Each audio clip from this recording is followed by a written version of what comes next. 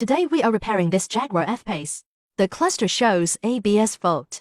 This failure was caused by internal damage on the ABS module. This ABS module was previously opened.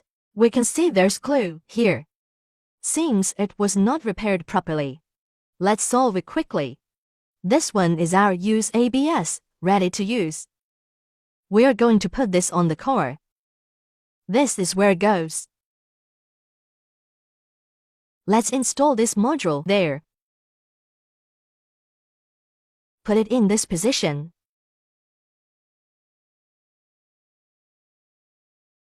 Okay, done. This one is the old ABS module. We are programming the used module now. Okay, finished it.